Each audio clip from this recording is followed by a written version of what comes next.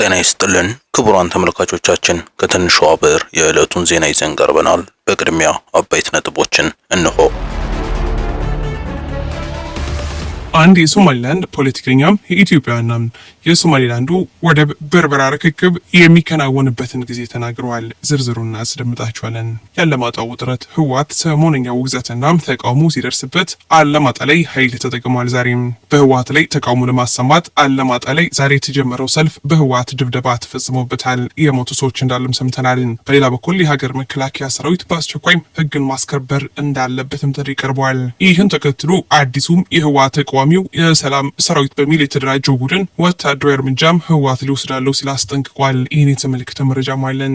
ዛሬም በርካታ የትግራይ ወጣቶች እንደ አባይ ወንዝ ወደ ነጻው መሬት ወደ ሀራም አዲሱን የትግራይ ተቃዋሚ ሰራዊት ለመቀላቀል ማምራታቸውን ቀጥሏል የሚል መረጃም ከወደ ትግራይ ደርሶናል። ወደ ዝርዝር ወሰድናችሁ። የአለማጣው ውጥረት ህወሓት ሰሞነኛ ውግዘትናም ተቃውሞ ሲደርስበት አለማጣ ላይ ኃይል ተጠቅሟል። በህወሓት ላይ ተቃውሞ ለማሰማት አለማጣ ላይም ዛሬ የተጀመረው ሰልፍ በህወሓት ድብደባ ተፈጽሞበታል። የሀገር መከላከያም በአስቸኳይ ህግን ያስከብር ሲሉም ከአካባቢው ጥሪ እየቀረበ ነው።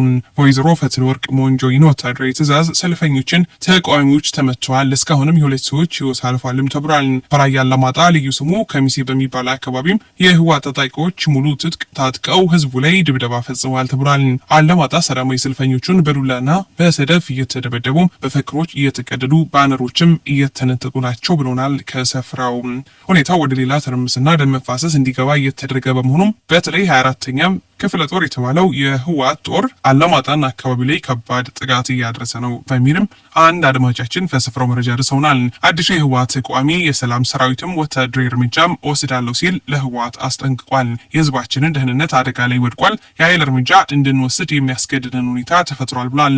የሀራ ወይም የነጻ ምድር ጦር በአጠቃላይ የትግራይ ህዝብና የመቀሌ ደቡብና ደቡብ ምስራቅ ዞኖችን አጠቃላይ እንቅስቃሴ ሲከታተል ቆይቷል። አሁን ሰራዊታችን ቅድመ ሁኔታዎችን በማዘጋጀት እንቅስቃሴውን ወደ ተሻለ ደረጃ ለማሳደግ ወይም ለማድረስ ስምምነት ላይ ተደርሷል ብሏል። በመግለጫው ወደ አለማጣ የዘመተው የህወሓት 24ኛ ክፍለ ጦር ካለማጣ እጁን በአስቸኳይ ምናልባትም በሰዓታት ውስጥ ካላነሳም እንዲሁም በደቡብና ደቡብ ምስራቅ ክልሎች ያለውን ምኞትና ሽኩቻውን ማህተም መንጠቅና አካባቢውን አስተዳደር መንጠቅ ካላቆመ በመላው የትግራይ ክልልና ወረዳዎች ወዘተም አስተዳደር ጣልቃ ገብነትና ምደባ ካላቆመም የሰላም ኃይላችን ወደ ተመረጡ ቦታዎች ጸጥታ ለማስከበር እርምጃ ይወስዳል ሲል አዲሱም በነጌታቸው ረዳ ተደራጅቷል የሚባለው መቀመጫውን ወደ ራያና ሀራ አካባቢ ያደረገው የሰላም ሰራዊት ማሳሰቢያ አውጥቷል።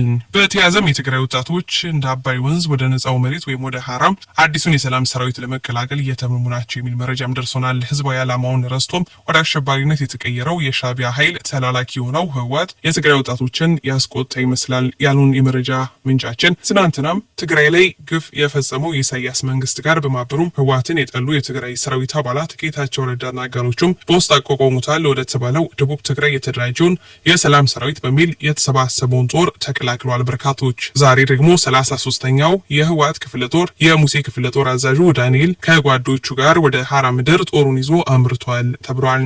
በራያ አላማጣ ህዝብ ላይ የህወሓት 24ኛ ክፍለ ጦር ሰራዊት የወሰደው እርምጃ ብዙዎችን አስቆጥቷል። ይህን ተከትሎም በርካታ የህወሓት አባላት የጦር ክፍላቸውን በትነው የሀራ መሬት የጦር ቡድንን ዛሬ በይፋ ተቀላቅለዋል።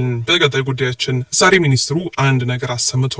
የኢትዮጵያን ወደብ ጉዳይ አሳውቀዋል። የባህር ዳርቻ መርከብና የቀይ ባህር የኢትዮጵያ ሀብቶች በሚል የወደቡን እርግጠኝነት አሳይተዋል። በእርግጥም እንደ ወንዛችን ሁሉ ባህራችንም ያምራል። የሳይንስና ቴክኖሎጂ ሚኒስትሩ ዶክተር በለጠ ሞላ በፌስቡክ ገጻቸው ላይ ዛሬ ያሰፈሩት ጽሁፍ ነው። በተያዘም አንድ የሶማሊላንድ ፖለቲከኛ የኢትዮጵያና የሶማሊላንድ የወደብ ርክክብ በቅርቡ ይካሄዳል ብሏል። ሶማሊላንድ ዛሬ የነጻነት በዓሏን እያከበረች ነው።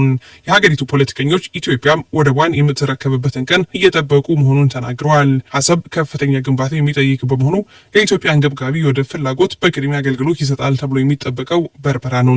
ግንባታውን በአብዛኛው ተጠናቋል። በቅርቡ ወደ ኢትዮጵያ እንደሚመጡ የተናገሩት የሶማሊላንዱ መሪ አብዱራህማን ኢሮም ኢትዮጵያ ከጎናችን የቆመች ወዳጃችን ብለው ትናንት በነጻነት በዓላቸው ላይ አመስግኗታል። በርበራን ለኢትዮጵያ እየገነባች ያለችውም የተባበሩት አረብ ኤምሬትስም ምስጋና ደርሷታል። አብዲ አሊ ባከር የተባሉ የሶማሊላንድ ፖለቲከኛም የኢትዮጵያና የሶማሊላንድ የወደብ ርክክብ በቅርቡ ይከናወናል ብለዋል። በቱርክ አደራዳሪነት ሲካሄድ የቆየው የሶማሊያና የኢትዮጵያም የወደብ ድርድር መዳከሙንና ድርድሩን ለማስቀጠል በሁሉም ወገን በኩል ፍላጎት የለም። የፖለቲካ ተንታኙ እንደሚሉትም ኢትዮጵያ ከጅቡቲ ጋር ያላት ሰሞኑ ሰሞነኛ ትኩሳት በርበራን በአስቸኳይ እንድትፈልግና ከሶማሌላንድ እንድትረከብ አስገድዷታል ሲሉ ተናግረዋል። ክቡራን ተመልካቾች ለሰዓቱ ያዝናቸው መረጃዎች በዚሁ አበቁ። በሌሎች መረጃዎች ዳግም እስከምንመለስ በያለንበት ቸር ያሰማን። ሰላም ለሀገራችን፣ ሰላም ለዓለማችን። ኢትዮጵያችን ለዘላለም ትኑር።